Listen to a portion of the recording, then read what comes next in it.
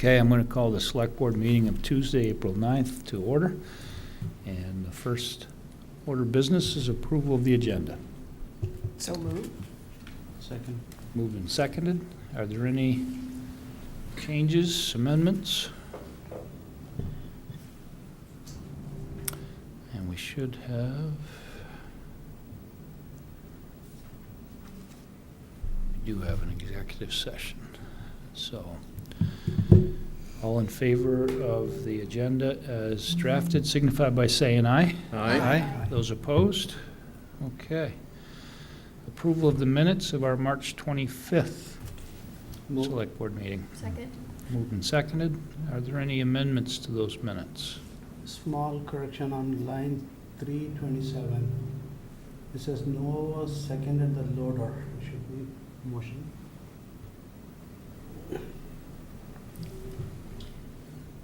So I just wanted to thank Beth again, 12 pages long. You know, I know I say it a lot, but she really does a great job. She does. And there's only minor typos in 12 pages, so she deserves an honorary degree.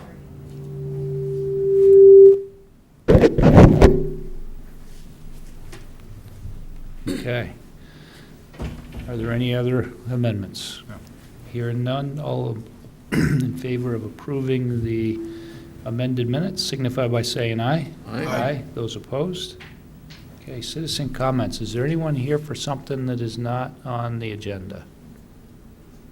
Okay. Next is 2019 first and second class liquor license applications. We have a first and second class liquor license application and outside consumption permit for Tavern on the T LLC, doing business as Tavern on the T, for its location at 317 Golf Course Road on the Middlebury College Golf Course. So this is a different operator then than the previous operator. And they are present. Hi. Any questions of them? Well, The only thing I wondered about was the outside consumption permit till 11. That was what was on the previous, Was it? so I just copied what they had because Yeah. obviously with the golf course portion being new to us. I literally took their outdoor consumption down and copied it verbatim what it said. So I can't imagine, it's dark, it would be, dinner, after a function, but I can't imagine.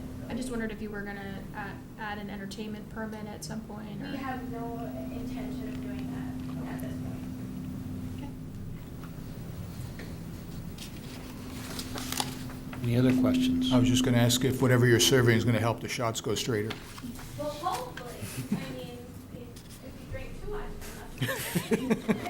We won't go there. But yeah, we're hoping we've been in the restaurant industry for 14 years, so we have 2 other locations.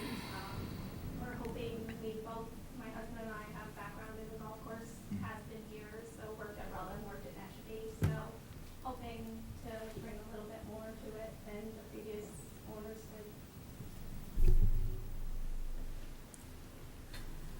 Okay. We have a motion then? I'll make a motion to approve a first-time first and second-class liquor license application and outside consumption permit for Tavern on the T LLC, DBA Tavern on the T, for its location at 317 Golf Course Road on the Middlebury College Golf Course. Can I say pending Yes. safety inspections? They're coming on Thursday. Second. Okay. Any other questions, comments? So, motion to approve them pending the success of the public safety inspections. All in favor signify by saying aye. Aye. Those opposed? All right. Good luck. Hope it goes well. Oh, did you also do the outside consumption permit? She read them at the same time. Thank you. Thank you. I did first and second class and outside consumption all in one, that's okay? Okay? Yeah. Okay, next is going through our boards, committees, commissions, and official positions, and make nominations to fill the vacancies. So in your packet, there was 2019 board committee candidates, with a list of open positions. And I think in past years, we've done it a couple different ways. And one of the ways we've done it is to nominate everyone interested and verify, and then hear from them and decide at the following board meeting. So.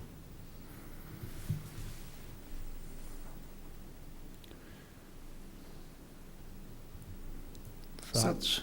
So you would just want a motion to approve all the nominees tonight? I think that would be, About to nominate them. Just to nominate them? Nominate. Nominate, Yep. everyone who's submitted interest. correct. So I'll move that we accept all those who submitted letters of interest in our committees. Second. Okay. Are there any comments on that? Well, Thoughts? I'd just like to hear from them if they're here tonight. Yep. And we, And I do have a different question after we've heard from them. okay. Sorry. I have a different question after we've heard from any of the nominees who are here tonight. So why don't we act on the motion first? And so all in favor of nominating all of the names of the individuals that have expressed interest to appointment to their board, commission, committee, or office that they've expressed an interest in, signify by saying aye. Aye. Those opposed? Okay, now, if there's anyone here who is on those lists and would like to come forward and just express your interest and tell us a little bit about yourself, and then we're going to, we can't nominate and accept in the same, so it'll be at the next board meeting that we'll actually finalize the list of who's going to be on each committee. Okay? So, please. Hi, I'm Candy McLaughlin, and my husband and I moved here last July from Lexington, Massachusetts, where I worked for the town manager of Lexington for 31 years and retired the year before we came up here. So I took the job initially not really understanding what local government was, and by the time I retired, I was fascinated, and I think it's a very interesting field, and a lot of important work gets done. So after we moved here and unpacked our boxes, I thought, well, what would be my opportunities to participate in Middlebury town government? And haven't been here even for a full year yet, but I would be happy to serve on a committee. I mentioned the infrastructure committee because that was one of the areas that I worked on, a couple of projects, and I find it really interesting just the decisions about how often to replace a road and with what is more complicated than it might seem on the surface. But I'm also interested in regional planning, so that would be possible also. Well, thank you. Are there any questions of her? I'm sorry, what did you say your name was? Candy McLaughlin. Okay. So she isn't on the list anymore? Do we need No, to- she is. She is in two places, yeah. Hmm? No, she's It in two might- places. Looking at the, She's on the infrastructure, I'm Infrastructure. looking on the board, committee, commission nominees for 2019, and I don't see her name Yeah. anywhere. Yeah, under infrastructure and regional planning. I have an old version. It's not on this list. No. The version that I'm looking at must have been before it was updated, because it doesn't have her name on the list I'm looking at. So we have an have updated to, list here, or There's one in the packet. in the packet? Yeah, I was just looking at the list of all the candidates, but it must be that I need to refresh my, Your packet. Yeah. sorry. Board committee candidates, yeah, Mhm. that's the one I have. Right. Oh, new candidate bios, that's,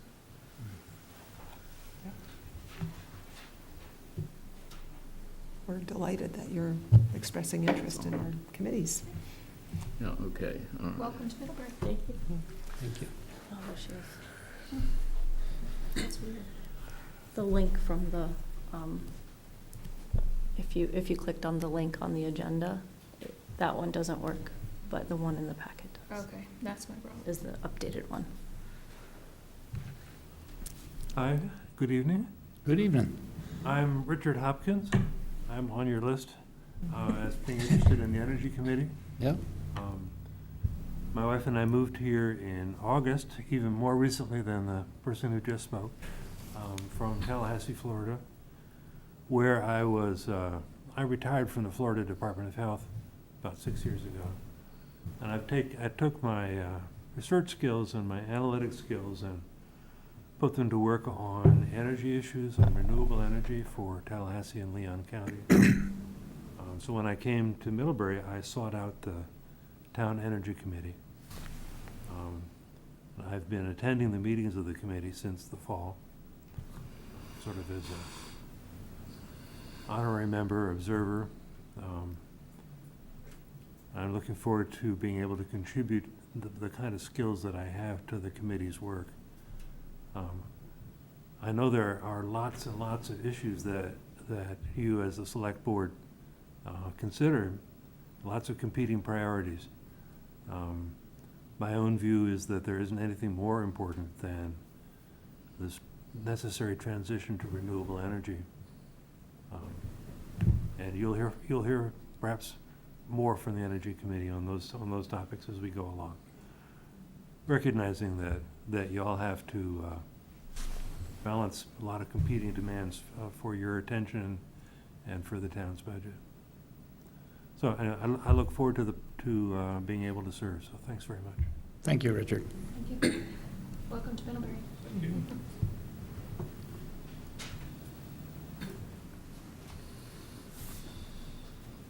Hi there. Hi. I'm Lisa Bernardin, and I have lived in Middlebury for 19 years, so a little bit longer than those guys. And I live in Middlebury East, the condominiums, which is a half mile from where I used to live. When my girls were growing up, I had 2 daughters, and so we lived on Buttock Drive. But I wanted to live in a more efficient place, and so now I live in a 650 square foot condominium, which is great because it only takes me about an hour to like wash the floor every day. So that's good. But I also qualified for weatherization services, so that's what I'm in the process of getting right now, which is great because I can really make my place a little more energy efficient. For a long time, I've been sort of energy efficient because I walk or I take the transit up to work in the winter when I'm up at Riker at Nordic Center. And I ride my bike to do errands or to substitute teach as I do in the fall and the spring. But what has really sort of spurred me on to do this, to be here and try to get on the committee, is that I feel like so many people just don't know what to do to help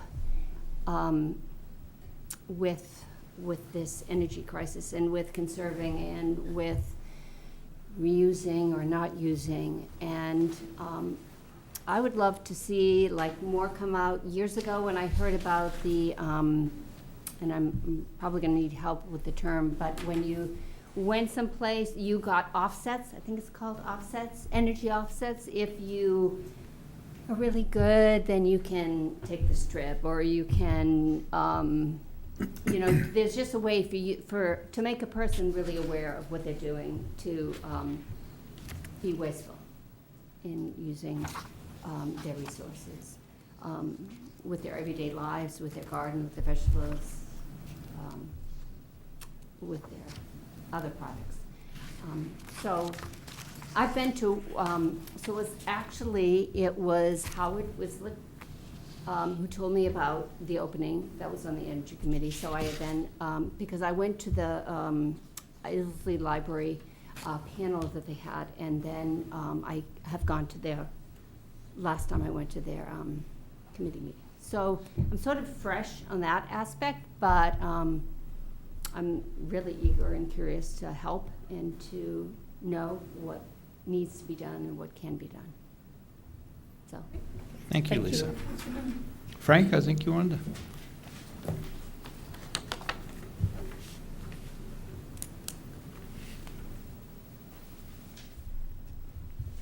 My name is Frank Winkler. I'm putting my name in for the Town Planning Commission. I've lived in Middlebury for a few months short of 50 years. So far, I guess this puts me in the lead. I've also lived in a number of other communities, of a wide variety of communities around the world over the course of my life, and so I have some experience with other places as well.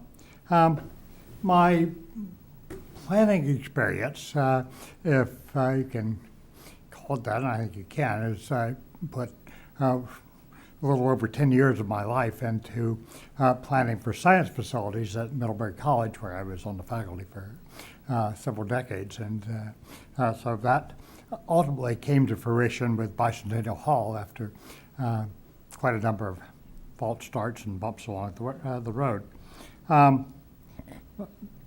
As far as my specific interests, I'm a professional astronomer, and so I have an interest in promoting good outdoor lighting and reducing light pollution and helping regain our appreciation for the night sky. And so that's something that I would like to try to help promote here in Middlebury. I have other interests, although no particular expertise, in trying to place, as we can, utility lines underground, which I think is both for aesthetic and safety reasons. And I would love to see us develop more bicycle lanes around town. I realize this is a tough road given the confinements of many city streets. But one of the places I've lived was Boulder, Colorado, which had an extensive network of bicycle lanes, and and I commuted, and we used them both for commuting and recreation, and it was wonderful.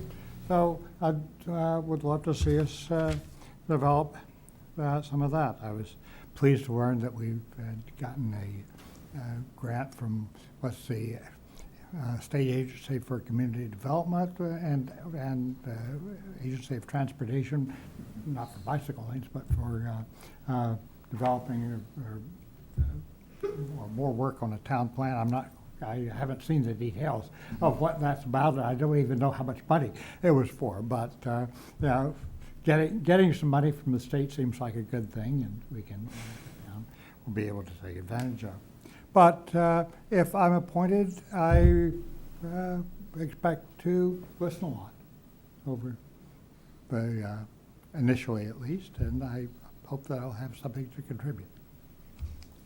Thank you, Frank. Thanks, Frank.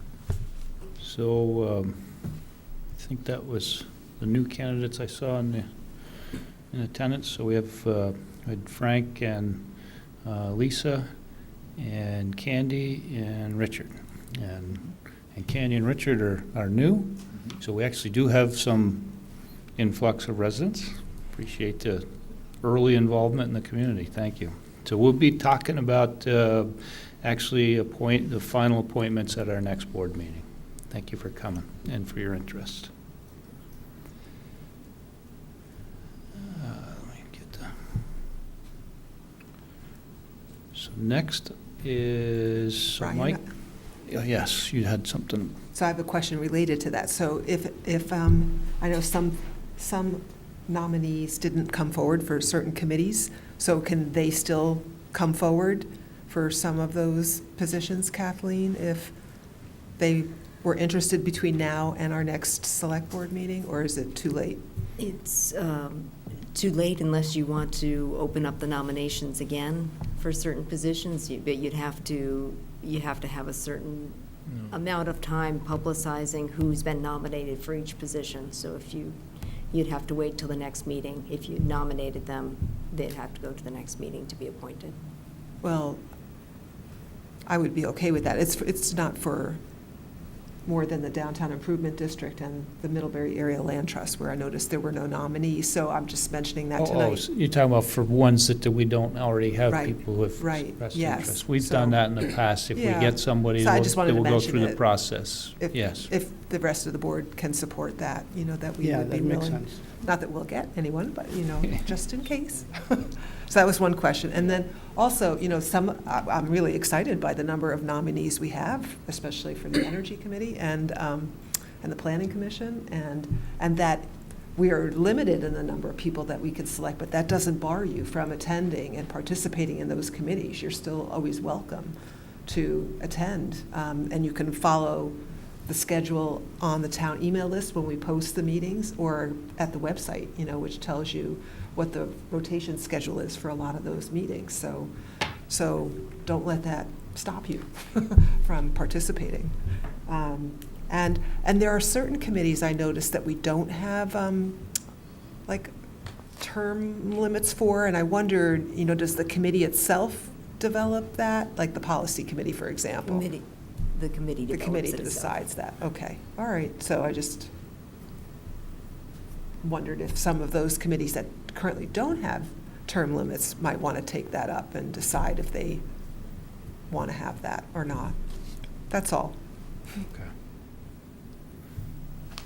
All right, Michael's here, and I'm going to ask you to come forward and kind of walk us through all the actions you're looking for us for this evening. I'm Mike McAuliffe, Friends of Middlebury Hockey. Thanks for having me before you again. I'm here tonight to close the loop on the conversation that we started a few months ago. The primary action would be to ratify the vote that took place on town meeting night, where the town approved our working with National Bank of Middlebury to take out a loan of up to $100,000 to finish improvements at Memorial Sports Center. The second request would be to extend the debt service on our pre-existing loan by an additional 5 years, which would decrease our annual debt service to allow us to pay for this new note that we're taking out. And then I believe, and Kathleen, if you'd confirm, the third item would be to approve the management agreement extension. That's right. Which would see Friends of Middlebury Hockey continue to provide management services at Memorial Sports Center through 2034, which would be the new end date to the debt service on our pre-existing loan. Okay, now Kathleen, we need to do these in a specific order. Right, we propose going first with the change in terms of agreement. Okay.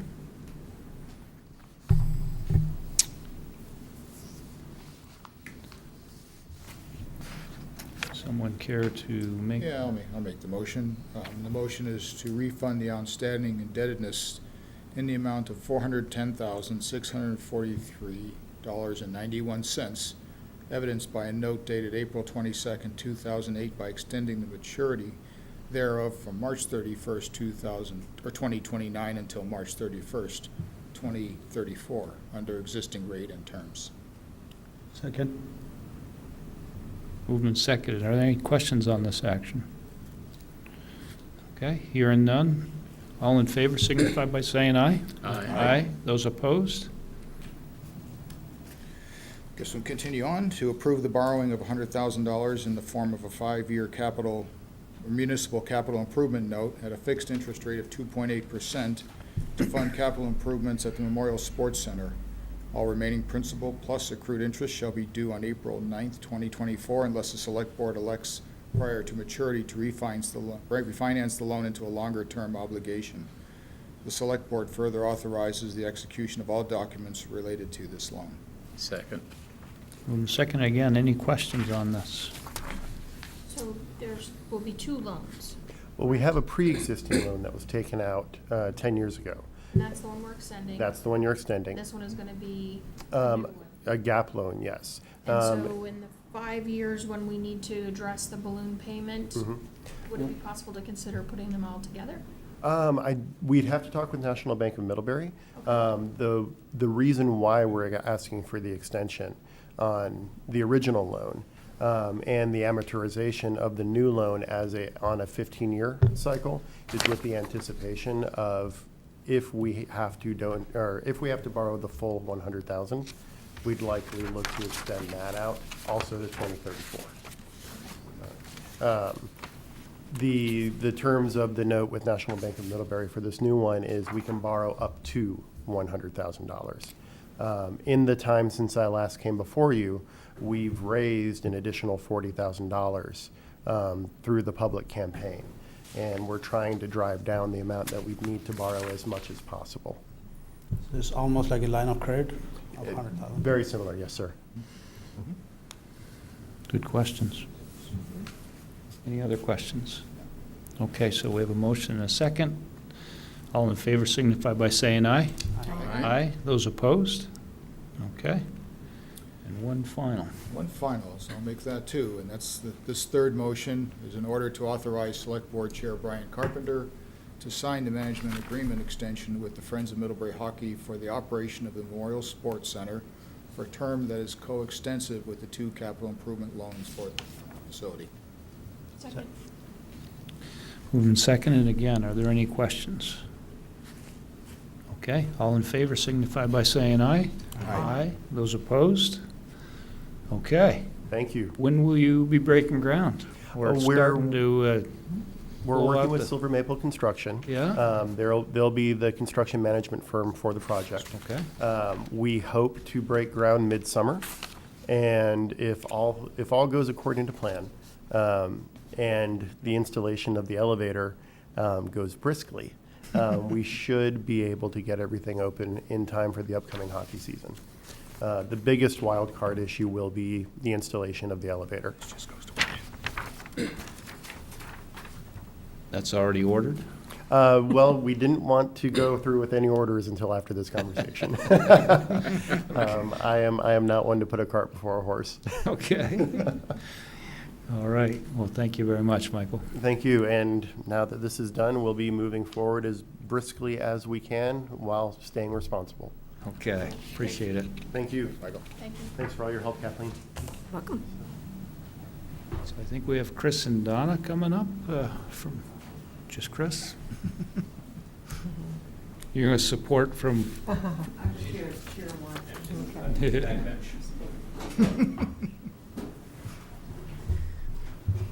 Hello, everyone. Has it been a year already since we Yes. last talked about this? So there are 2 things that I'd like to accomplish right up front before we move on to a few comments we have about the plastic bag ordinance. One is to give you a very brief overview of the employee guidebook that the Policy Review Committee has been working on for the last few months. And then to present a handful of proposed amendments to the personnel policy that we would like to ask the board to consider.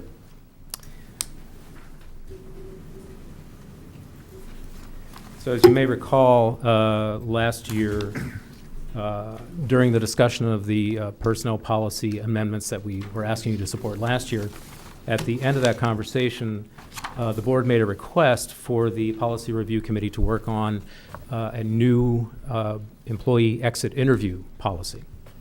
And since Kathleen and I had already been discussing the need for an employee handbook, that seemed like a good opportunity to open up discussion on that subject as well. So that's the approach that the Policy Review Committee took.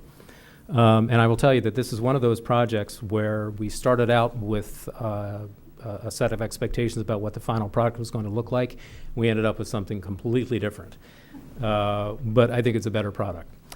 The handbook, as we had originally envisioned it, was going to be, for want of a better phrase, an employee reference manual. And we hoped that it would contain forms and procedural descriptions, basically everything that an employee of the town of Middlebury would need to know in order to navigate town government and have the information that they need to do their jobs. And then we were going to take the personnel policy and make it an addendum to the guidebook.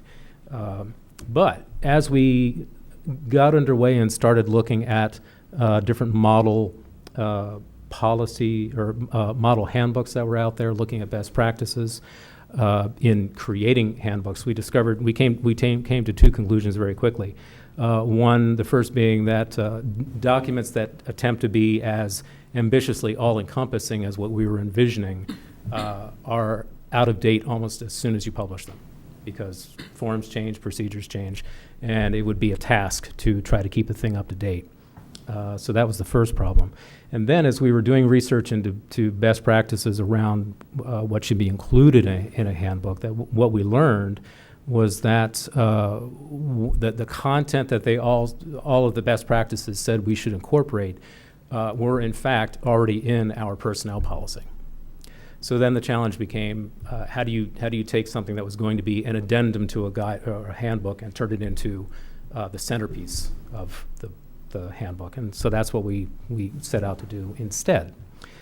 So with that understanding, our focus shifted from creating a reference manual, which was our original concept, into more of a navigational aid to point people in the right direction. Truth be told, if you hand somebody a book this thick of policies and procedures and forms, they're not going to read it. They're going to turn to a coworker and ask, where do I go to get this? And sooner or later, almost everybody is going to show up either at Kathleen's desk or Beth's or Jackie's or mine. That's where most of the administrative kinds of questions go. So understanding that reality, we decided that we should really make our focus on getting people to the right person to ask the question to. So we decided to, as I said, make the personnel policy the focal point of the book and build everything around that. And in that spirit, Donna at that point started calling it a guidebook instead of a handbook. We kind of like that idea, so that's what we ended up going with. So that's what you see here. The guidebook has a very simple organization. It only has 4 sections. The first is a brief introduction that kind of explains how the personnel policy fits into the guidebook. Section 2 is what we call navigating town government, and that simply contains, as of now, an organization chart at the department head level, so that people, I'm sorry about the portrait format here, so that employees know at least where their starting point is to answer some of their questions. And then we took the quick guide to municipal services that can be found on the main page of the website and incorporated that into Section 2 as well.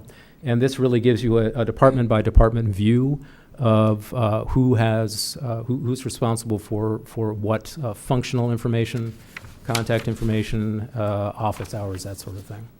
And we think Section 2 alone is going to be helpful in terms of at least getting people, getting employees to the right person to at least start a conversation. Section 3 is the personnel policy itself. And if you've had a chance to look through it, you may have noticed that we reconfigured the entire policy. As we started talking about the kinds of questions that employees typically have, and the kinds of subject groupings that they fall into, we discovered that the personnel policy as currently configured meanders a bit and really doesn't sort of pull together subjects into logical categories. So we took some time to go through, take each of the sections, group them into new categories that made sense to us and hopefully will to employees as well. And you can see that organization reflected in the table of contents pretty clearly.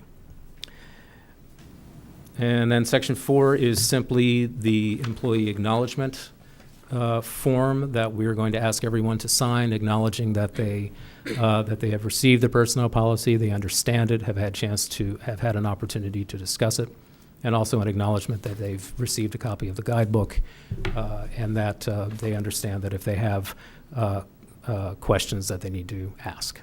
And that would be a one-time signature. So let me stop there, ask if you have any questions or comments about the guidebook itself before we get into the personnel policy. Any questions? I think it's great direction, you know. Yeah. I've just,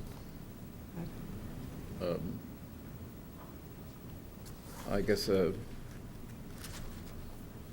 the guidebook on page 7,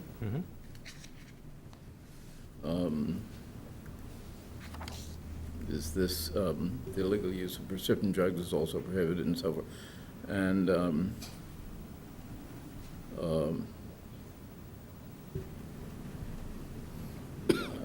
I guess I'm not clear.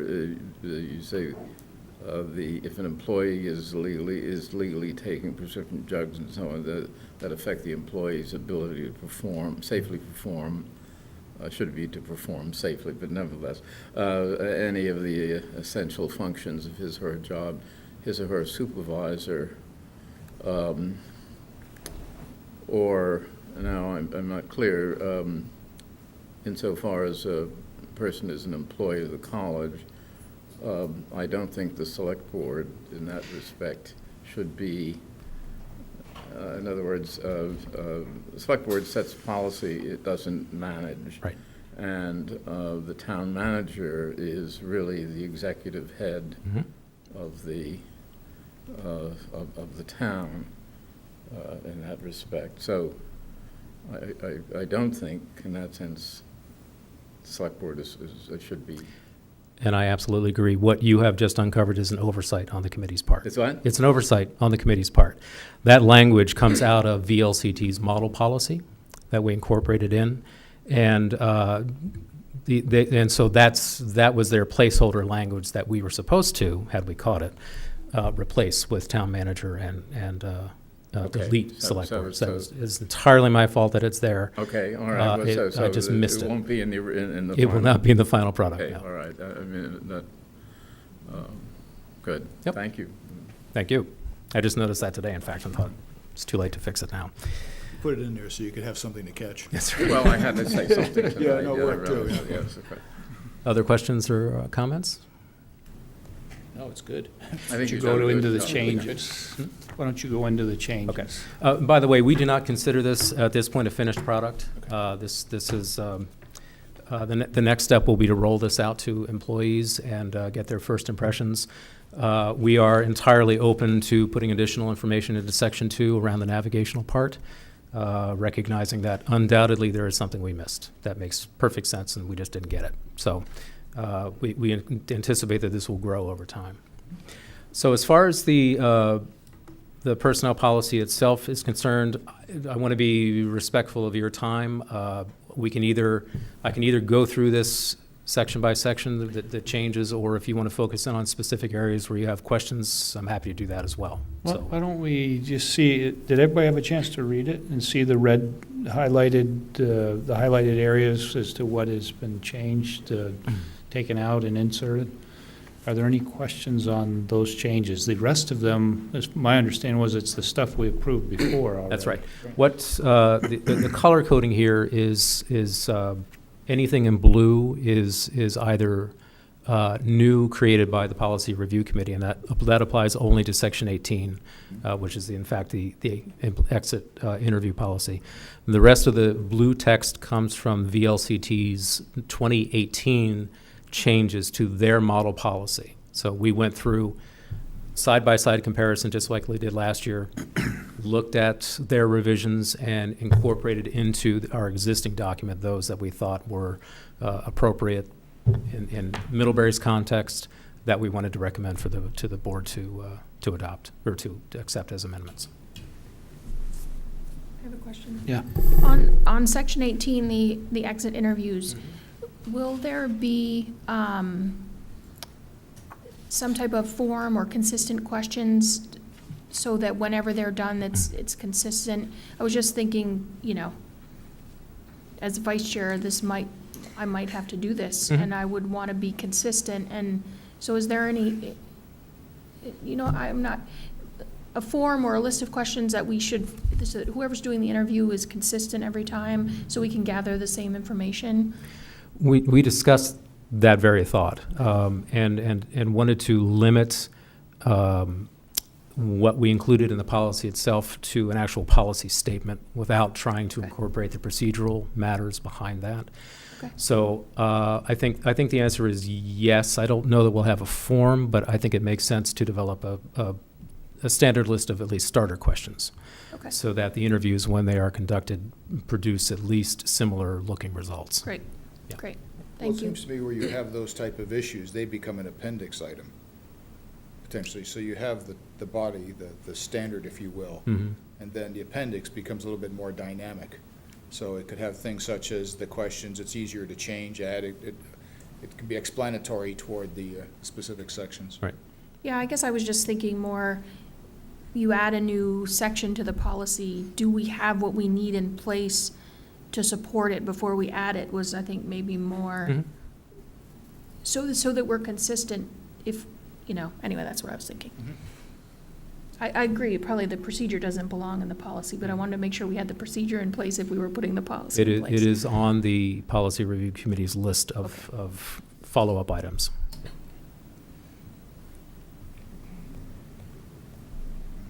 Other questions? Is everybody good with everything that was added? They're all improvements, as far as I can see. They're all well thought out, so I have nothing to change. Okay. Hearing no further questions, pleasure of the board. I'll make a motion to amend the Town of Middlebury personal policy as presented by the Policy Review Committee. Second. Moved and seconded. Any other comments on the Policy Committee's product here? Okay. All in favor signify by saying aye. Aye. Those opposed? Good work, as usual. Thank you. We kind of lean on that Policy Committee pretty hard. Thank you very much.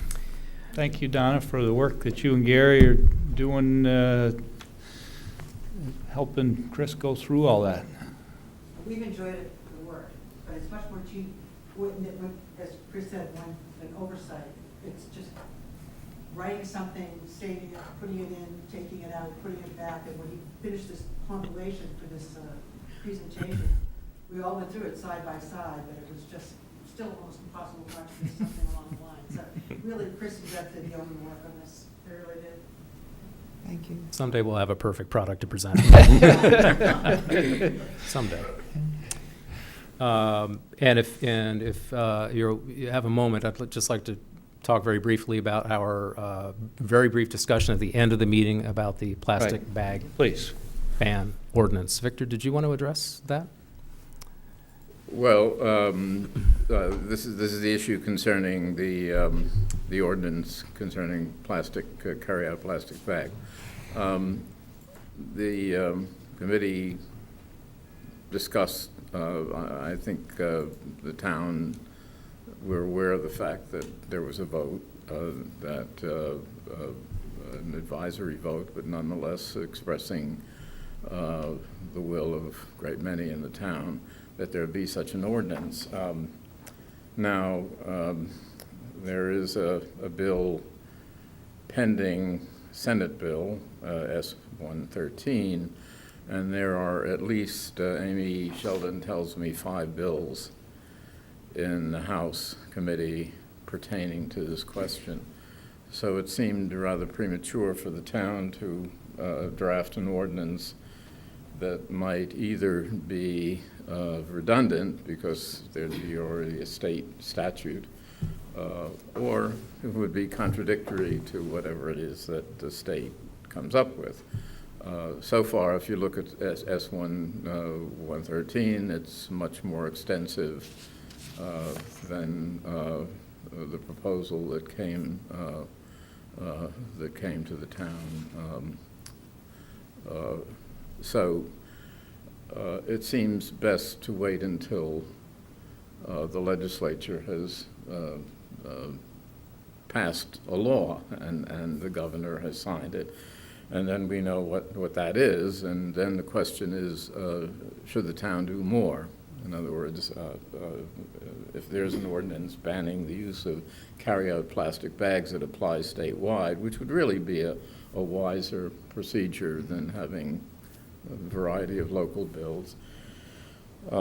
If there is a state law and if it accomplishes what seems to be the intent of the petition that came to the town, then there's no need for an ordinance. If there's more, obviously this is an issue that I've suggested that perhaps carry-out plastic bags is the tip of the iceberg, that there is more than this is something that towns can look into, but the point is see what the state has decided first.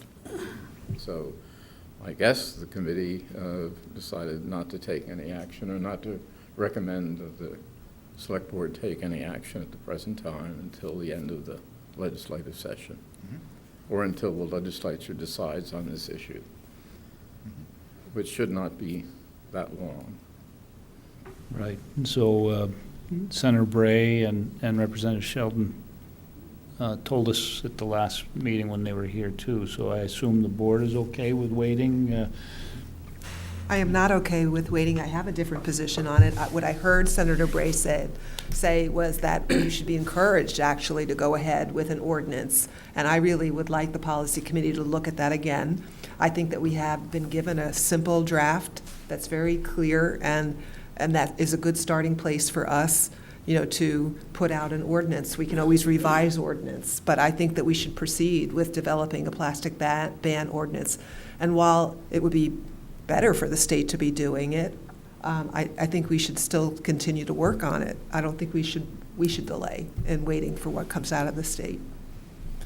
And I know that it's broader in terms of it's going after straws and other things, but we got a very clear direction at town meeting from voters to really focus on the ban, the plastic bag ban, and really, I think we should follow through on that. I'm also in favor of moving forward with getting some language together for the town. The voters overwhelmingly wanted this. 4-1 was what the vote looked like. S-113 has been bumped back to committee. The committee doesn't have to respond until January 2020. They might respond sooner, but they might not. And I don't think it's fair to the voters for us to table something this early. There's no reason why we couldn't start to put together some language. Plenty of towns have already done so, and we have a good idea of what the state would want in that because we have a bill, right? So I don't see any reason why we couldn't work on it. That doesn't mean we're voting on it. Hopefully we will hear back at the end of this legislative session, but I don't think we can assume that we will. Well, I mean, the session is nearing its end. We've passed the halfway mark. And I think one can be fairly certain that there will be legislation to this end. The committee chairs certainly expect that will be so. It probably will be something that the Senate has already passed a bill, so it would be probably something that would be a modification of the Senate bill. In what direction, I don't know, but it seems to me that if that bill were passed, we wouldn't need one. Going through the process of introducing an ordinance would probably take as long. Mm-hmm. And when you say that we already have it worked out, I don't think that's so. I mean, we've got to fashion an ordinance that's going to work. And there have been some proposals as to what the language should be. And as I say, we have models insofar as the various bills that are before the legislature. But for the town to act, and I think, I mean, one of the concerns I have is for the town to act and then have local businesses have to accommodate themselves to that, and then perhaps also for the legislature then to act and perhaps to do something slightly different. It seems to me that it puts them under a burden that we shouldn't have to inflict upon them. I mean, this is a moral question. Obviously, it's a question of should we take measures to stem the growth of pollution and waste, and I have no trouble with that. I mean, it's not a question. We do have an obligation not to act irresponsibly with the environment.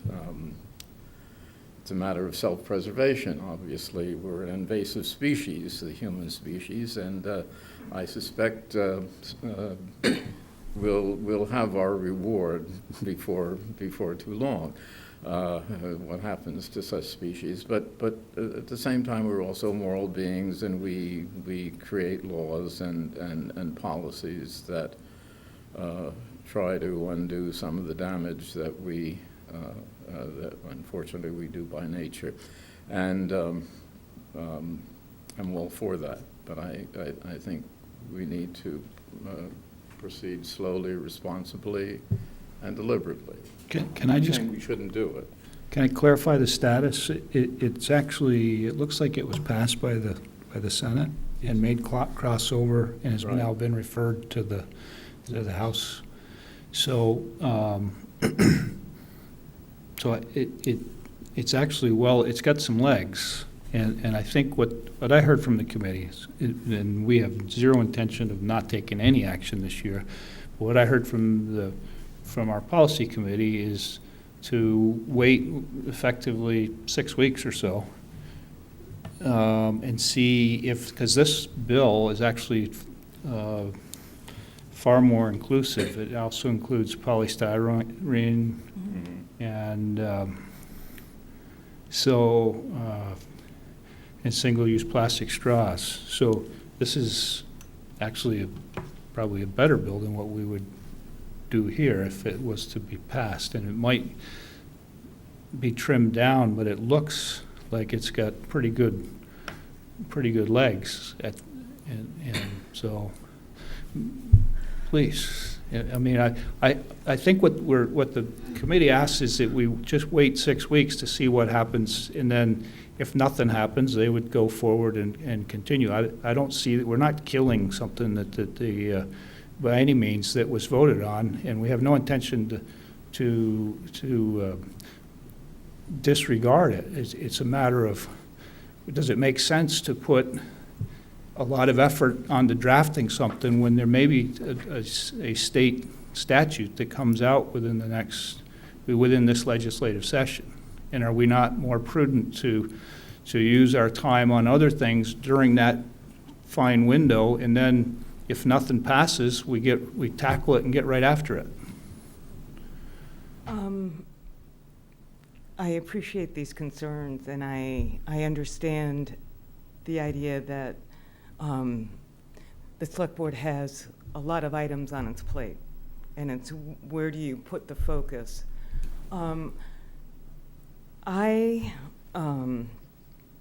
If it's waiting 6 weeks, I think that would be a disappointment, but I would consult with my colleagues here. I'd be concerned about sending the message that we were deferring to the state. And one reason for that is that the S-113, in our view, is weak in a number of ways. And one way is it provides a carve-out for businesses with retail space of less than 1,000 square feet.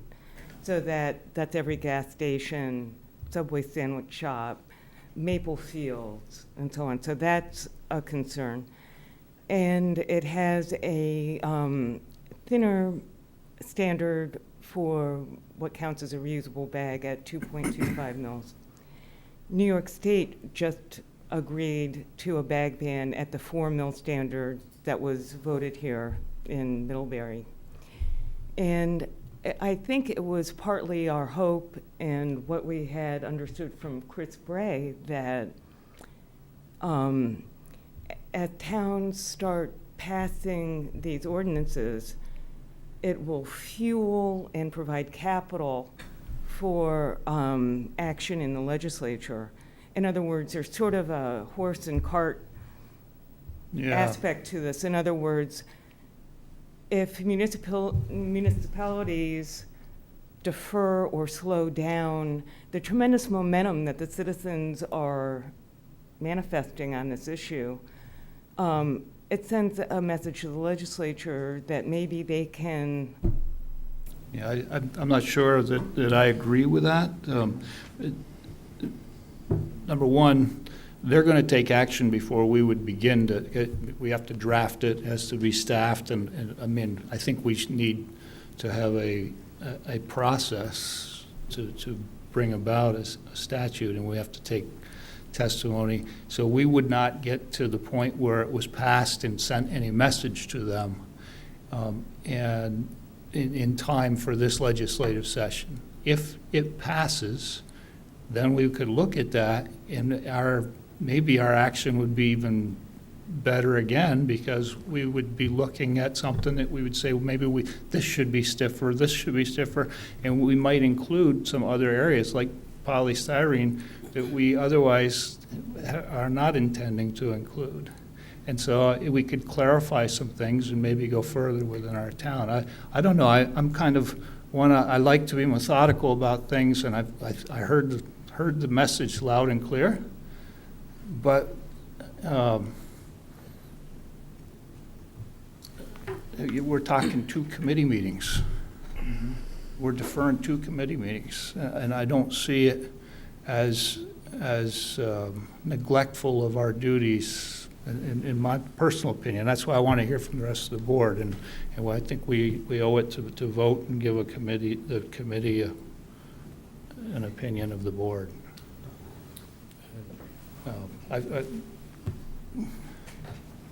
I would just like to echo something real quick. I know Amy touched upon it. I did some extensive research for this for a project at Middlebury College, which I'm a junior now.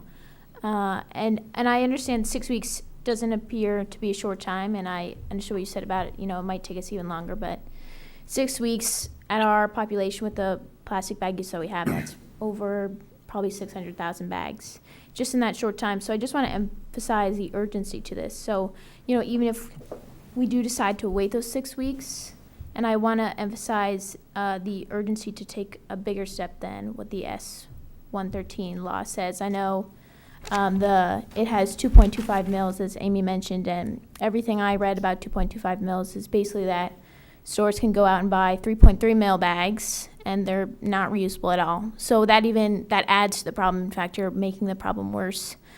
So I'd just like to emphasize that, you know, if we do end up waiting these 6 weeks, which again, you know, doesn't appear to be a very long time, but it is in terms of the amount of plastic that will be produced and wasted by that time, that we don't stop at the state bill if it isn't as strong as we think. So if they come out and they say, okay, we're only going to do 2.25, I don't think that should mean that we should stop at that. I think, from my understanding, we can set it higher, and I think we should, because in my opinion, that just isn't high enough.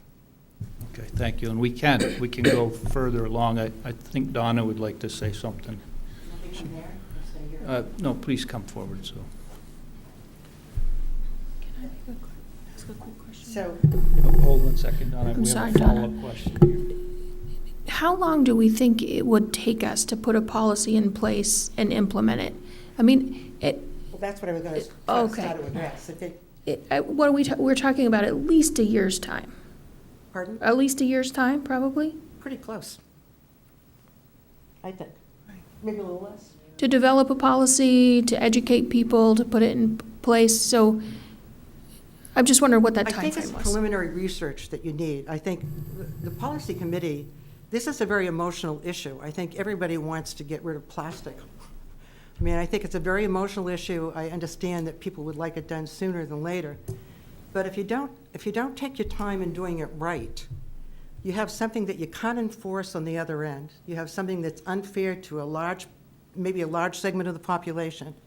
So I think it's really important that when it comes before the policy committee, we have evidence and support materials, that we look at it, we can measure it, we can defend our position rightfully so, because I think we all in the policy commission, what we found is that we take it very seriously.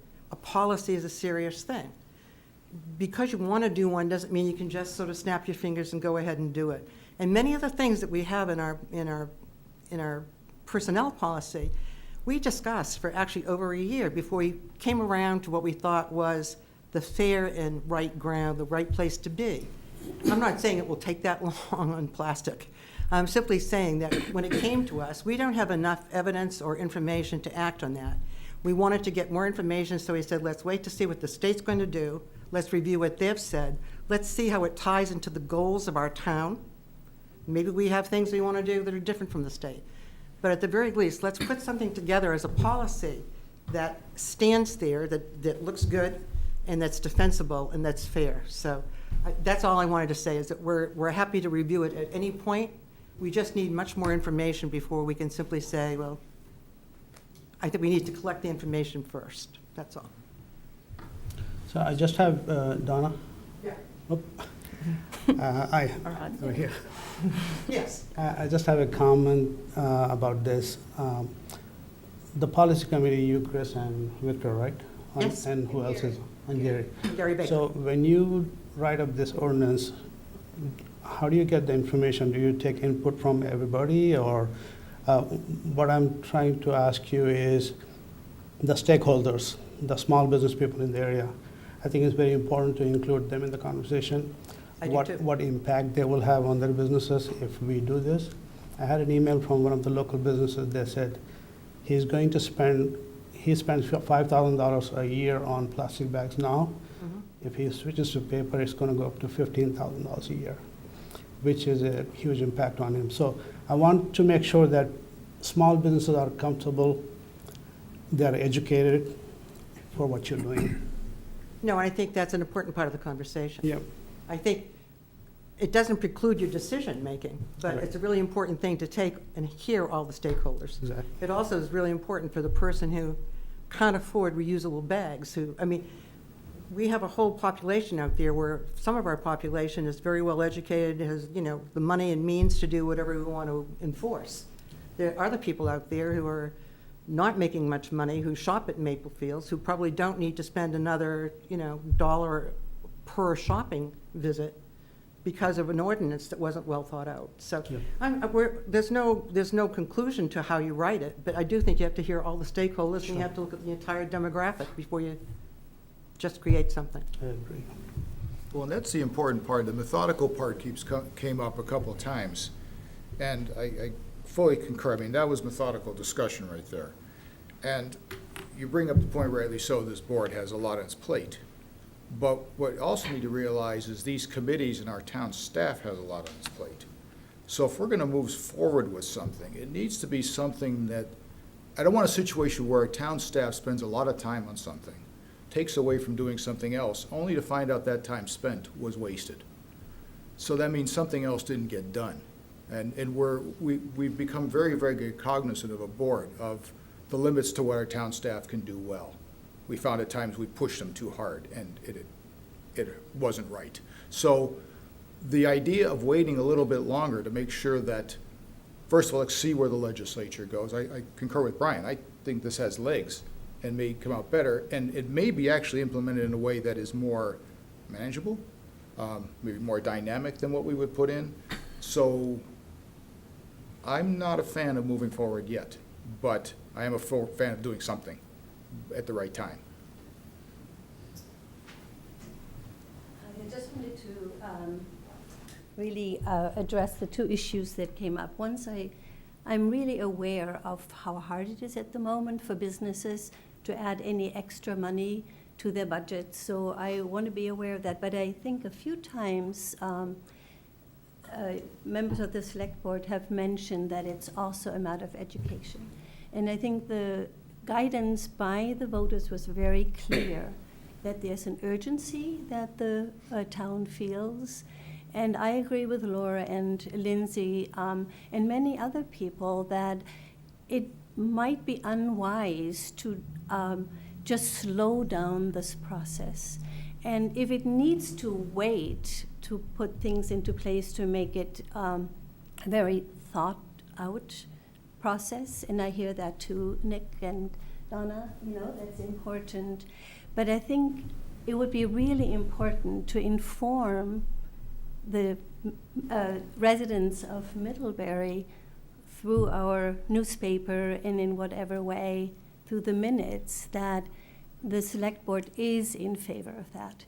And I work with children, and there is a real, even in younger children, a real concern about our environment. In the elementary school, kids start projects to save the animals in our oceans, and I go out with children, and Green Up Day is coming up, and we all know how many bags of plastic and garbage we collect. And I do think that we have a moral obligation to our children and to the residents to say, we are going to do something, and not wait for the state to go through the process. I think we as Middlebury residents can move this forward. So that is what I wanted to I should like to say, I mean, this is all, I realize this is a matter of moral urgency. Crafting good laws is also a matter of moral urgency. I'm somewhat bothered by the thought that somehow it's the town against the state or the local population against the state. I think we have a benevolent government for the most part. I won't talk about the President of the United States, I'm talking about Vermont. I think that the intention of the legislature is to accomplish something that will achieve a public good. And the local, of course,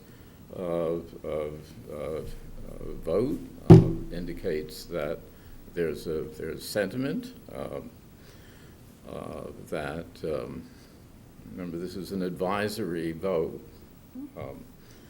and advisory is to us that we take seriously this and we try to come up with something. Now, I think it has to be done carefully and in such a way that when we finish, we'll have something that will work and that we won't have to revisit in a short time. And that's, I think, the purpose of the policy committee. It's my purpose, I think, and my colleagues on the select board. If we go ahead now and draft, I mean, I have a folder full of information as to what sort of we don't have a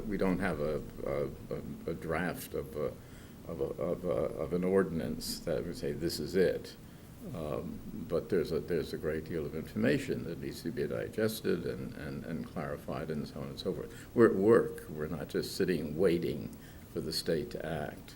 So I think probably in 6 weeks' time we'll have something to present to the public, an ordinance. There'll be hearings and so on. But for us to go ahead of the state, I think in this instance, when they're working, I mean, as I say, there's a great deal of you have S-113, but you also have at least 5 bills in the House. And I think something will come out of that, which we may decide doesn't go far enough. but we'll see. And- I mean, I think we could go much further than some of the suggested ordinances I've seen. And started to talk about paper, which is not something that we should assume is okay. So I think we're working on it, but simply to go ahead and say, well, get this ordinance out. No, we're not ready for it yet.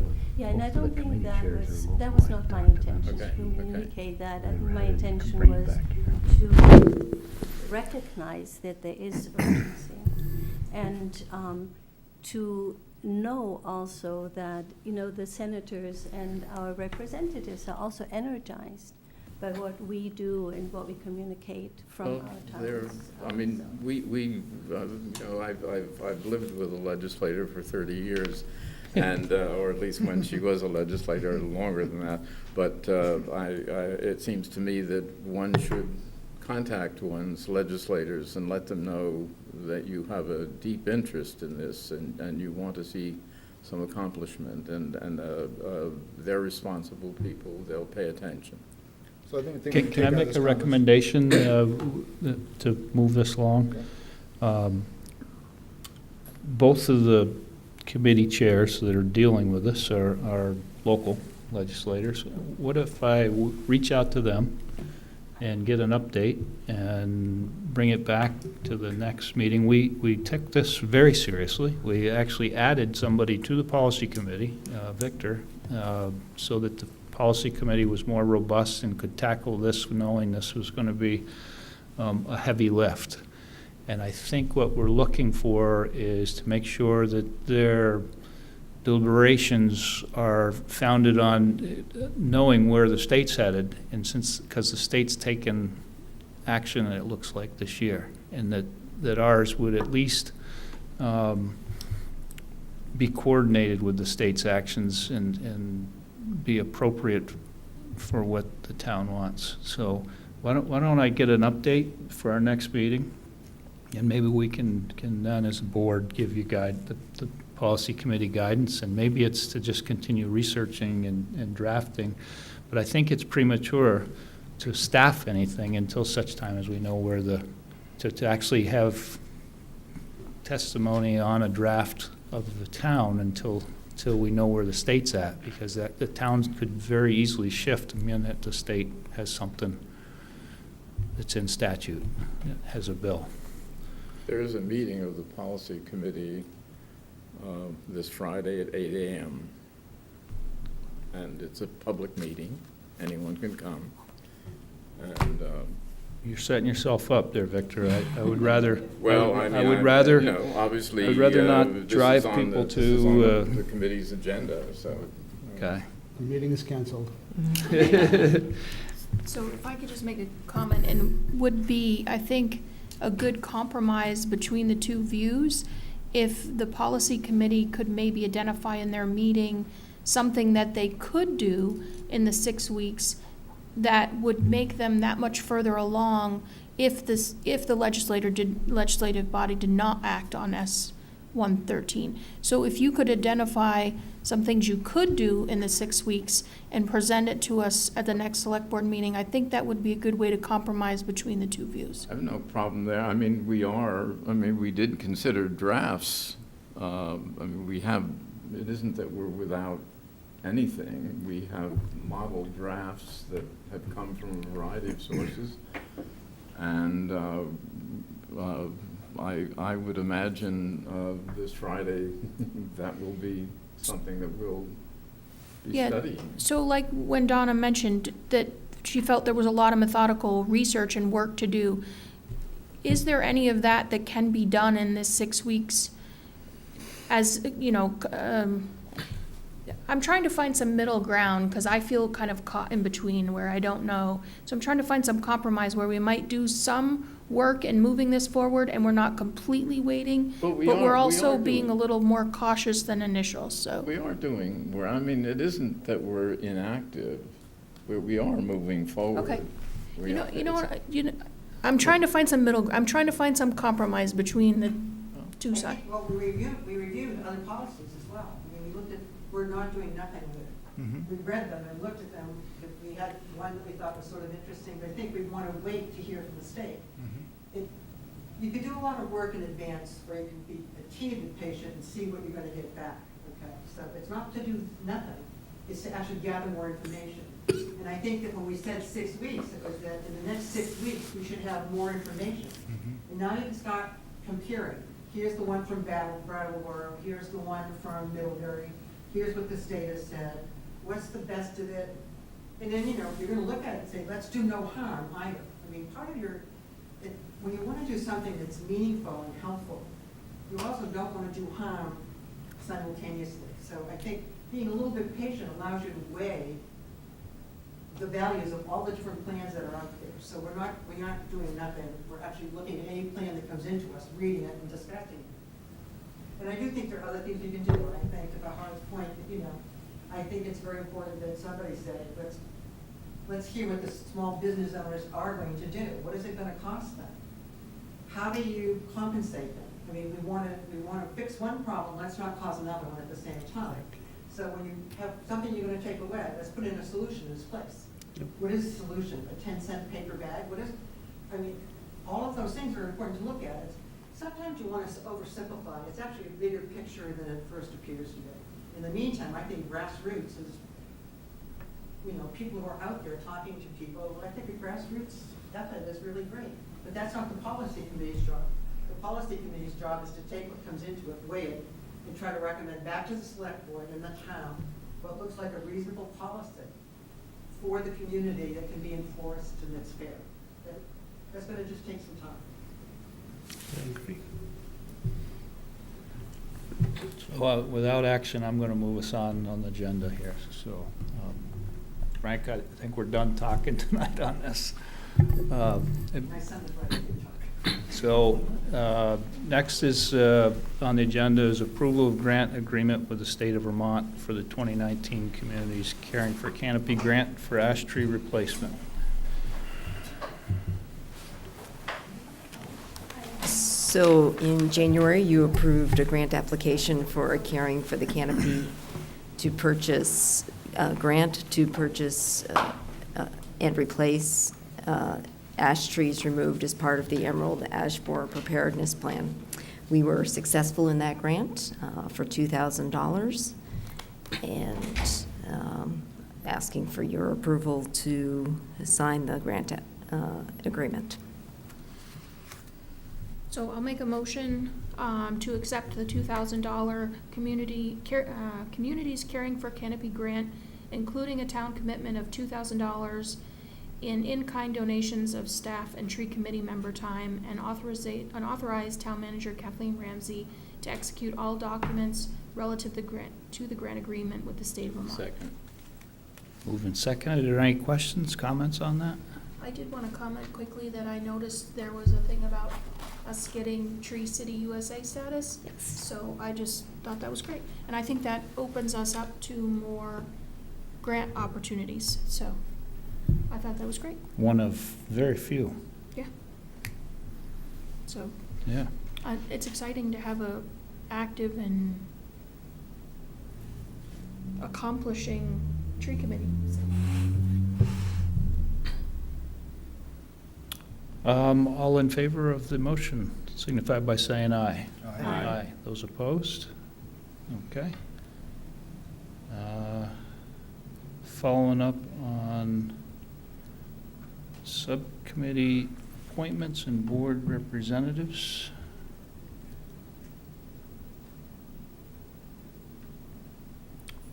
Just going through, and you'll notice that everybody got a copy from Kathleen today, that expenditure review roster that I put together, but I will draw attention to the very nice work that Lindsay did and providing some guidance to everybody, and it's something that for future new board members is really a nice sheet. So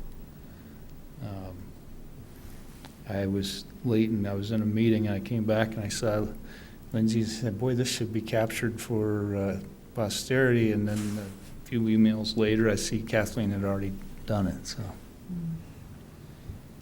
Next is the agenda for our college lunch, the draft agenda, and that's coming up, says scheduled for Wednesday, but it's actually Thursday, right? Thursday at noon, 12:15. 12:15. At 12:15. Tomorrow or Thursday? No, Thursday.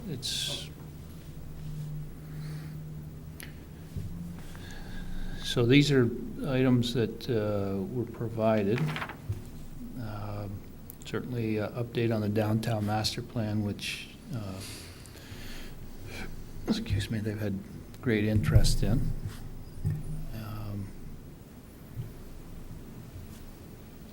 Economic Health Committee.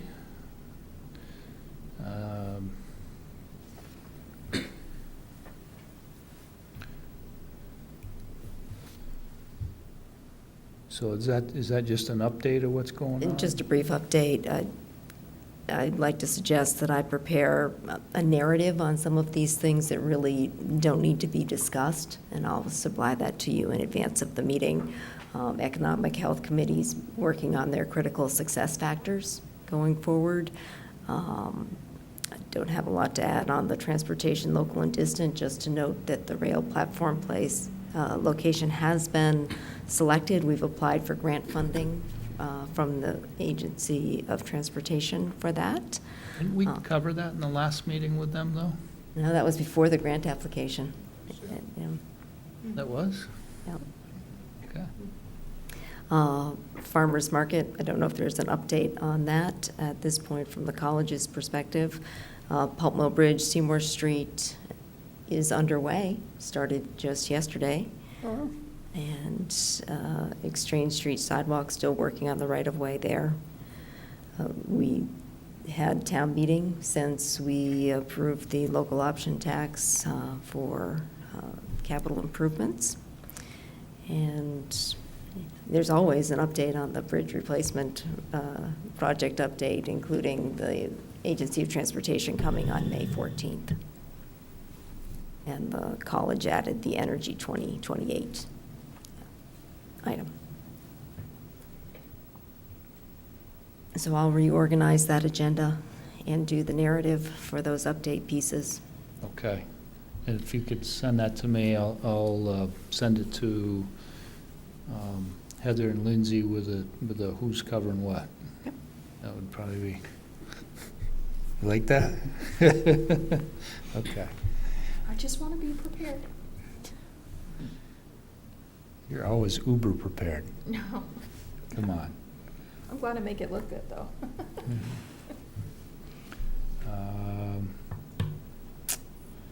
Last minute. Oh, check warrants. Right.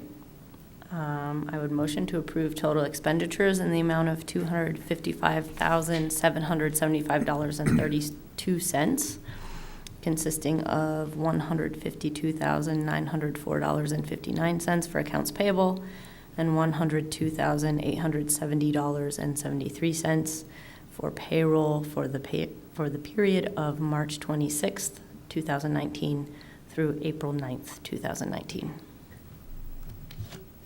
Do I have a second? Seconded. Okay. All in favor signify by saying aye. Aye. Aye. Those opposed? Okay. Town manager's report. So reappraisal, there's an updated reappraisal timeline in your packet, working with the Vermont League of Cities and Towns to bring a BCA training here on May 15th or 16th. It's definitely going to be one of those two dates. It hasn't been confirmed which one it's going to be, but if you'd like to attend here in Middlebury rather than going to Rutland, it is going to be available one of those two nights. Should hear by the end of the week on that. So we are not signed up for the Rutland one? That's right. Okay. And we're going to get the same training in just a couple hours that we would if we went? This is going to focus on the BCA piece of it. Just the BCA, okay. There are going to be other offerings in Rutland about how to appraise property or assess property and other components. I can get you the full agenda if you're interested in that. That's fine. This is probably a better option, so thank you. Scott Fisher's last day. We get to see him walking out the door, and the picture's in your packet. Here we go, 29 years for the town of Middlebury. Then MCTV funding is in jeopardy. I attended the annual meeting of MCTV where we heard that the FCC and the Supreme Court are both reviewing the regulations for funding by the franchise fees paid by cable entities. And that is a $152,000 budget that MCTV has, most of which is covered by a franchise fee from Comcast. So just a heads up that we could be looking at a significant expense to keep our local community cable TV station running. This has been a growing concern over the last few years, but there are regulations in front of the FCC right now, which would change the franchise fee. Kathleen, did they always have that franchise fee, or how was MCTV funded? It was initially 100% funded by the franchise fee. Yeah. So, When will we know, like, do we have any idea on the timeline on that? No. No. This is an ongoing battle going on for years, I think, with Comcast. The state versus Comcast, and this has been, with the MCTV meetings, it's been going on for a year, that there is a threat there. So if they pull the funding, then there's nothing we can do, depending on the outcome of the legal case. Stop being Comcast customers? No, just. I just wonder how, like, is it potential that this could go into effect in this next budget and we wouldn't be prepared for it? It could be, it could have been last year. We were in the same situation, I think. We always had this sword hanging on our heads. Okay. But is there anything, do we write any kind of letter? we could, the board could sign a letter to our congressional delegation, and I'd be happy to draft one for your next meeting. I think that's a good idea. Is this currently at the Supreme Court? Mhm. There's I think it's a case out of California that's pending in the court system.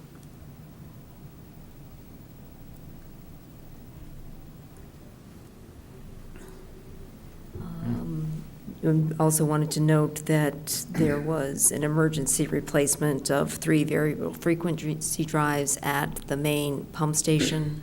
The 3 20-year-old units were deemed irreplaceable, and our treatment process depends on a consistent flow into it, and so they were replaced.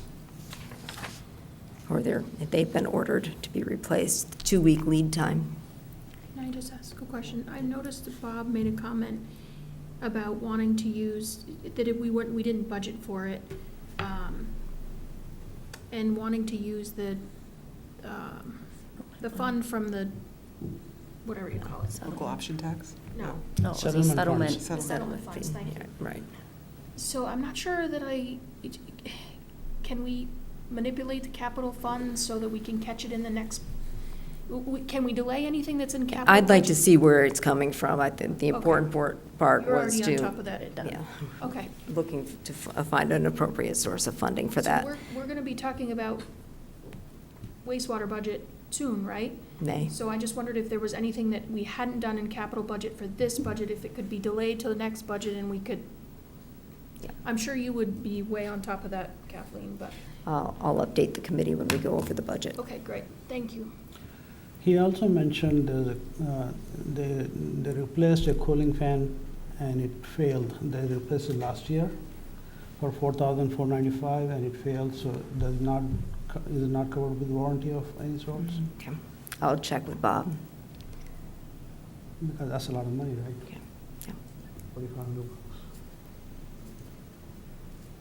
Is there any silver lining? Like, do we, now that we have this new equipment, Well, we've had it was the pumps that we had rebuilt, correct? So the pumps have all been rebuilt. If we put new VFDs in, then we should get another 20 years, right? Does this help save energy in any way? Because you have new equipment? Well, I think a VFD inherently saves energy. Yeah, one of the pumps was working consistently, straight through. It was either going full bore or nothing. And so, because it was broken. Right. I just know that it's a high electric hit, so would we save electric, because now we've fixed something? Yeah. That would be Okay, significant that's a silver thing. lining. Silver lining. Just looking for silver lining.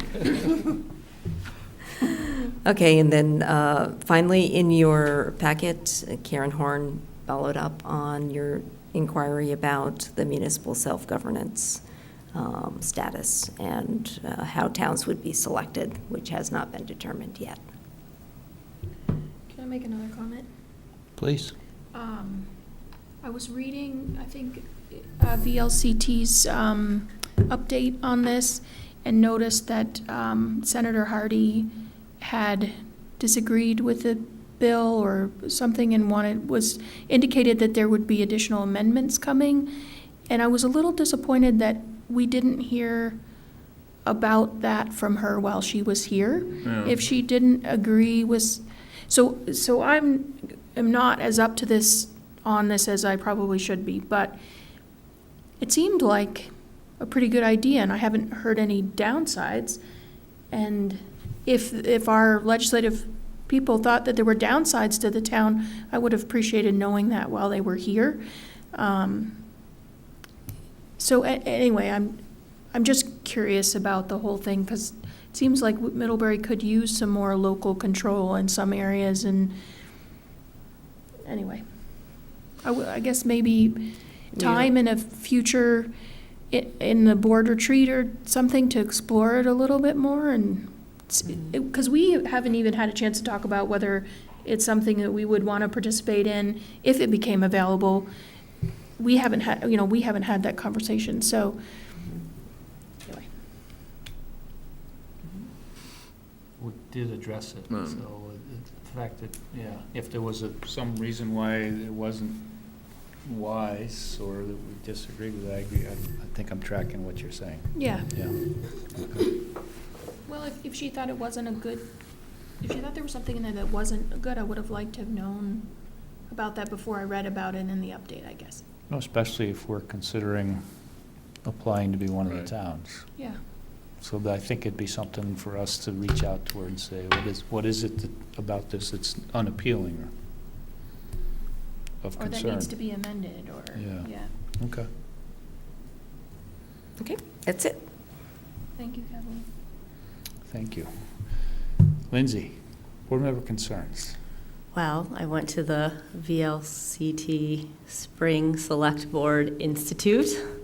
The lineup was lawyers in the morning and insurance people in the afternoon. It was not fun, but it was very interesting, and I really liked meeting other new select board members and hearing them grappling with all the same things we're grappling with. So it's worth going to if you haven't been.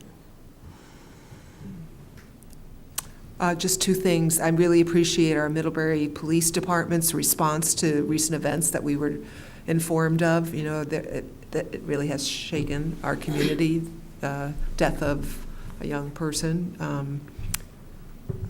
and just that we know that they continue to grapple with these mental health crises, that are in our community, and they do a very good job, and they're being recognized for that. And I just want to recognize them for that important and good work and hard work, and that they say that we're very fortunate to have very good social service agency relationships also. So I appreciate all of that work. So that's one thing I wanted to say. And then secondly, that I participated in the 350 VT Next Steps Climate Solutions Walk. I'm really proud that Middlebury began the walk, and that we could showcase our work, our good work. And I think that, I'm really proud of the work that Middlebury is doing toward climate solutions. We're sitting in this net zero building. We have a renewable energy policy. We are trying to develop solar energy offsets and on, and we're continuing to look. And what this walk represented was just motivation and continuing to take bold action, like bold. So not non-methodical, but bold, so I think that's what we're hearing tonight too with the plastic bag ban, so that we just want to keep a fire lit underneath us and keep going. I got onto select board out of this concern, so it was really interesting to finish the march today too, and there were 300 assembled in Montpelier today. And there were a lot of young people, like I would say at least a third of them were young people, and I was really moved by the assembly and the message that I heard, just to keep going, with these important next steps. So I will continue in that capacity. I really feel it's critical in that we are already going to have the conditions of climate change. We got them. Like that, the actions we take now just help respond to that. And I'm on public health and safety because I really believe we're just going to have increasing emergencies due to severe weather events or other conditions, and that we want to prepare Middlebury, for those conditions. And that's why I'm glad that we're focusing on water, and flood resiliency and things like that. That's going to be really important for us. So I'm really proud that we're doing that work. Thank you, Laura. Farhad. Scott, how do you say his last name? Geminani. Geminani. Yeah. He started a very interesting conversation about the Ben Franklin space, and I saw the email. I haven't had a chance to respond to him, but I think that's a conversation we should have in this town about encouraging people that brings up new ideas. If you really look at the other segment of the population, which we don't get to hear, this segment of the population never participates in the town meeting, they don't come to the select board meeting, they don't have a voice, and they feel like they don't have a voice, that's why they don't come. And he started this conversation on social media, on Facebook, on one of the groups, and there's like hundreds and hundreds of comments, and people are getting excited about bowling alley and stuff. So then I heard some comments from some people that this is never going to happen. It should not happen. I think that's very discouraging to say things like that. So I will encourage Scott to pursue. I don't know if it's feasible or not. I don't know if it makes sense, but I think he has a great mind when it comes to these things. My second comment is about Amy McKinnish. She said something about trying to expedite this ordinance when she said she don't want it to defer to 6 weeks. That's the word she used. So I'm kind of curious about, I have a question, maybe you can answer that too. One of the language that was added in S113 is adding a 5-cent charge on a paper bag. So in my opinion, that's deferring plastic to paper, which is equally or worse than plastic. If you do all the studies, just Google something about plastic versus paper, New York Times articles, Stanford Journal, all these articles will say that paper is actually worse than plastic. So if we are so much concerned about environment, why are we not going after paper also? If you want to get rid of plastic, just get rid of it. Reusable bags, I'm fine with that. But if you say, okay, let's do paper for 5 cents, which is we are deferring to a different problem that we are going to be dealing in the landfills in the future. That's just my opinion. Well, I could respond to that, but I would be talking for a long time. And I know that we'll be talking about this again, so let's talk about it again. No, I think I've read the articles too, and I have other data that we really need education more than anything. All these conflated numbers that 800 million bags or this bags, or I don't know, because I have a family of 5, and we shop every week. We go all over the place to shop, and we have plastic bags. There's no way that we have 100,000 bags in our house ever. It never happens. And we reuse every single plastic bag we use to pack our kids' lunches, to go to picnic. We use those bags. We use those bags until they start shredding. So it's not like, there was a comment in one of those studies that said that an average use of the plastic bag is 12 minutes. I think that's a very, very misleading number to say, that an average plastic bag is used only for 12 minutes. Unless you live right next to a grocery store, that statement is not true. I'll just say one thing briefly about that, that when you charge 5 to 10 cents on a bag, a brown bag, that you start to change behavior, and that's what they were saying, is the research that's been shown. So yes, like we know that there are environmental costs to brown bags too, and that what they're trying to show is that that will tip the behavior. It'll change the behavior if you combine that with plastic bag ban, that more people will use reusable bags. That's not to say that these plastic bags don't have use. We do see that.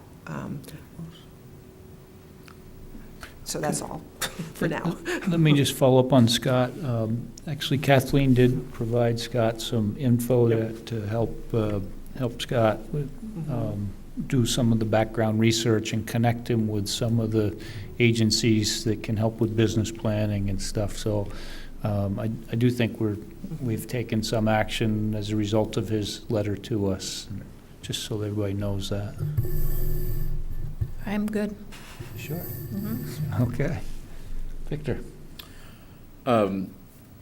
Yeah, I'd just like to take this opportunity to express appreciation for Jim Gish. I think he's received some rather unkind, unthinking, and gratuitous criticism that I find unconscionable.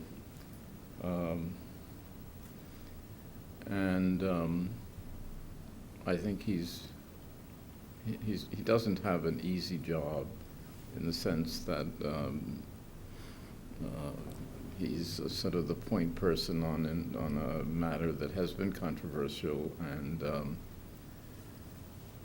I think he's performed his function with skill and with grace, and I'd just like to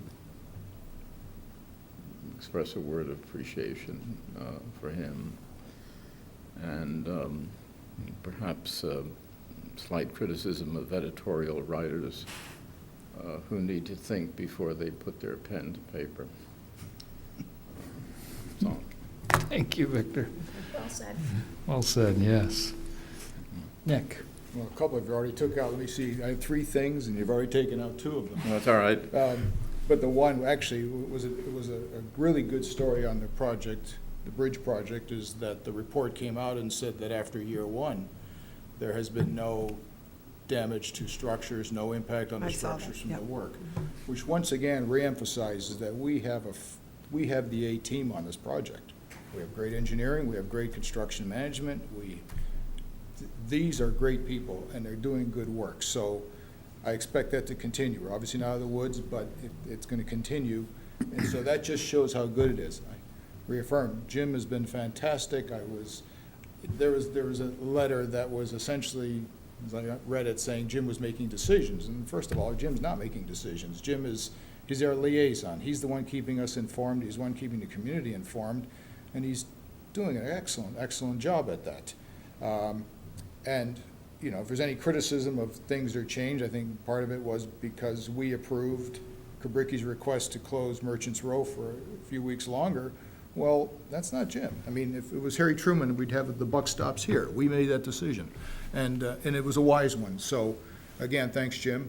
I agree with Fahad said about Scott. It's a very intriguing idea, and what I see in Scott, and there's others out there, is that they're looking at how does a small town fit, and survive in this world of changed retail and all of the other aspects. and yet the desire to be in a close-knit social community for work and for entertainment. I think what he shows is thinking big, and he deserves a lot of credit for thinking big. Downtown's going to look different than what it did 50 years ago, because that's a reality, but it can be great, and it will be. The third thing was, I want to thank the legislators for coming. That was an excellent time. I appreciate the fact that you extended an extra half hour, Brian, so that we had more time. My biggest disappointment is it didn't go longer, because we had really good dialogue going, which quite honestly, we don't get a lot of really good dialogue. We move through an agenda all the time, and it's trying to stay on a schedule and move through, and we don't get it, very rarely do we get into good, deep discussions. And I think we have to do that more on some topics coming up. I'm thinking of the local option tax. We should just have a meeting where that's all we discuss. Push the other things away, do another time. And I would have liked to have had another time. They didn't seem to be in any rush to leave, and there were other topics that would have been very relevant in discussion. You brought one up, Heather, that may have come out. Had we had more time to get into this discussion, say, as the Shire town, and they're willing to be here, we should have that. I think we can help each other out going forward. And I had a list of other things I would have loved to have talked about. We ran out of time. So my request is that the next time we have them here, that we just say, this is our agenda, is them. Okay, we do a check warrants, fine. But the other things, let's try to just focus on that one issue. And if we do, or we can have an agenda, but if the fact is, if we can roll the others over for the next time if possible. But other than that, I again, appreciate it. I look forward to the next time we're able to do that. I suspect we won't have a time this session, but maybe next year, see if we can get them here maybe twice and early on included. Good point. Good suggestions. The legislator used to come more often before, or? Used to. I think Used to they be once did. a month. Yeah, at least once a month. That's I been remember because 6 my years wife or used to so. be here, yeah. Yeah, it was under Dean George's If you have it a early couple chair. times a year, that would be great. It was, But they In fact, there's even did, the John board Tennis. changed John the Tennis. meetings to Monday nights Right. Right. during the winter season. We used to shift once a month to Monday. Bad word, what, it's John Tenney's time. yeah. So I cut off our discussion on the plastic bag because I think it would be better to inform everybody where the state is before. So the 23rd, I just looked, I'm pretty sure it's the 23rd, our next meeting. We'll make sure that's on the agenda to discuss a little more if we want to give some additional guidance to the policy committee, but I want to get an update where the state is to inform our discussion. And so we'll reopen that discussion at that time. We have need to go into executive session. And, you please.